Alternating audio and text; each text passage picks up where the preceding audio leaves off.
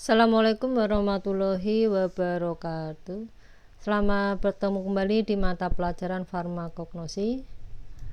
Untuk pertemuan kali ini kita masih akan membahas mengenai obat tradisional.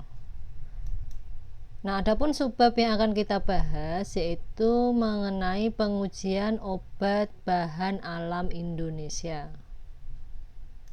Nah, adapun pengujian terhadap obat tradisional, obat herbal standar maupun fitofarmaka itu meliputi yang pertama ada pemerian, kemudian keseragaman bobot, kemudian untuk pengujian volume, yang keempat ada pemeriksaan kimia dan fisika, yaitu mencakup kadar air, waktu hancur dari pil, tablet, dan kapsul. Nah, kemudian ada juga pengujian terhadap cemaran mikroba dan cemaran kimia, yaitu meliputi yang pertama angka lempeng total atau ALT, kemudian ada angka kapang dan kamir atau AKK, yang ketiga ada mikroba patogen atau most probability number atau MPN, yang keempat ada aflatoksin. Nah, keempat ini merupakan uji terhadap cemaran mikroba. Sedangkan untuk uji cemaran kimia itu meliputi ada uji logam berat dan uji residu pestisida. Kemudian kita masuk ke pengujian organoleptis. Nah, pengujian organoleptis ini merupakan uji yang paling sederhana terhadap obat tradisional dan merupakan uji pendahuluan untuk mengidentifikasi bentuk sediaan obat tradisional. Nah, adapun teknik pengujiannya yaitu menggunakan indera manusia, di mana pengujian ini untuk mengidentifikasi bentuk, warna, bau, dan rasa dari sediaan obat tradisional. Kemudian kita masuk ke pengujian secara mikrobiologi. Nah, adapun uji yang pertama itu adalah angka lempeng total atau disingkat ALT. Adapun prinsip dari pengujian angka lempeng total itu adalah menghitung pertumbuhan koloni bakteri aerob mesofil, di mana setelah cuplikan diinokulasikan pada media agar lempeng dengan cara tuang dan diinkubasi pada suhu yang sesuai. Kemudian uji mikrobiologi yang kedua itu ada angka kapang dan kamir atau AKK, di mana prinsipnya itu adalah melihat adanya pertumbuhan kapang dan kamir dan menghitung kapang dan kamir setelah cuplikan diinokulasikan pada media yang sesuai dan diinkubasikan pada suhu yang cocok. Nah, kapang itu apa sih? Ya kan? Nah, kapang itu merupakan anggota kerajaan. Kerajaan dari apa? Kerajaan jamur yang biasanya tumbuh pada permukaan makanan yang sudah basi atau terlalu lama tidak diolah. Itu nanti akan timbul kapang. Nah, di mana sebagian besar kapang ini merupakan anggota dari kelas Ascomycetes. Nah, setelah kapang, kemudian kamir. Apa itu kamir? Kamir ini merupakan fungsi ekasel atau uniseluler. Nah, beberapa jenis spesies kamir itu lazim digunakan untuk pembuatan roti, kemudian untuk fermentasi minuman beralkohol, dan percobaan sel bahan bakar. Nah, jenis kamir itu ada contohnya Candida albicans. Nah, Candida ini menyebabkan infeksi pada manusia sehingga akan menyebabkan penyakit yang namanya candidiasis. Uji mikroba yang ketiga itu ada mikroba patogen, di mana prinsipnya setelah cuplikan diinokulasikan pada media selektif, kemudian diinkubasi pada suhu tertentu, maka kemudian dilanjutkan dengan uji biokimia, kemudian mikroskopis, dan pengamatan bentuk koloni dan bau yang khas.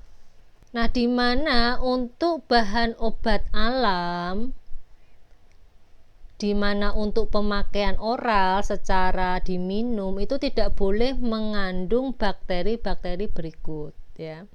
Kalau kita buat sediaan obat tradisional yang penggunanya secara oral atau diminum itu tidak boleh mengandung 1. Escherichia coli, 2. Staphylococcus aureus, yang ketiga Salmonella, dan yang keempat mengandung Pseudomonas aeruginosa, itu tidak boleh.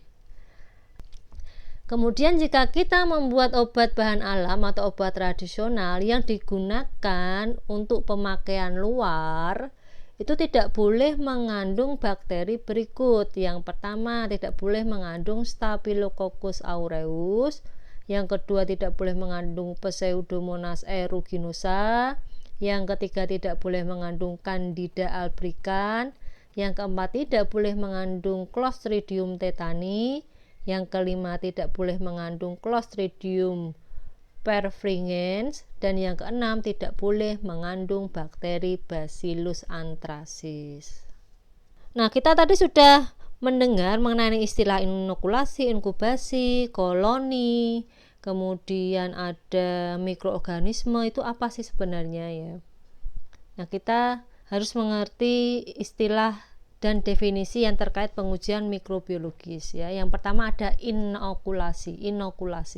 Nah, inokulasi itu adalah penanaman mikroorganisme pada media agar atau media lain yang sesuai. Ini medianya biasanya agar-agar ya. Kemudian ada istilah yang namanya inkubasi. Nah, inkubasi ini memiliki arti pengondisian mikroorganisme untuk tumbuh dan berkembang baik sesuai dengan suhu dan waktu yang diperlukan. Jadi medianya ini tadi yang sudah ditumbuhi bakteri itu dikondisikan misal dalam kondisi gelap, suhunya berapa derajat Celcius, kelembapannya berapa, seperti itu. Kemudian ada istilah koloni. Koloni ini adalah merupakan sel mikroba yang tumbuh pada media agar dan dapat dilihat secara visual. Bisa dilihat pada gambar berikut ini ya. Nah, ini bisa membentuk suatu koloni ya, satu lingkaran itu adalah koloni, kelompok. Kemudian ada istilah mikroorganisme, itu merupakan kelompok mikroorganisme yang berukuran kecil dan hanya dapat dilihat di bawah mikroskop ya.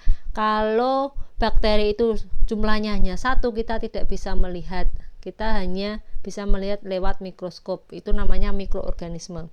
Tapi kalau bakterinya itu banyak dan berkumpul jadi 1 dan bisa kita lihat dengan mata, itu namanya satu koloni mikroorganisme.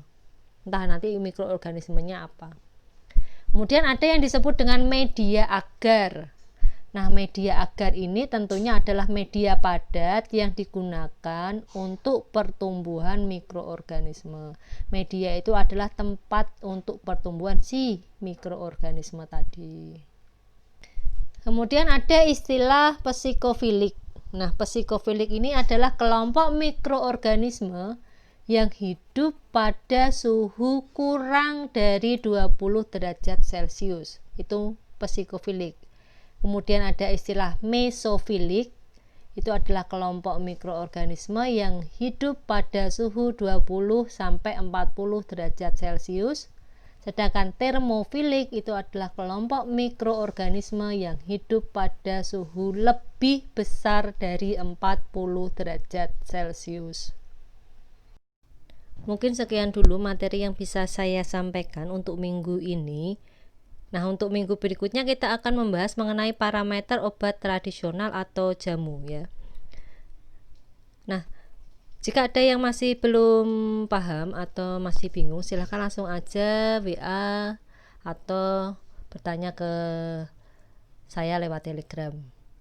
Nah, sebelumnya saya ucapkan terima kasih bagi kalian semua yang sudah menonton video ini sampai selesai. Sekian dulu. Wassalamualaikum warahmatullahi wabarakatuh.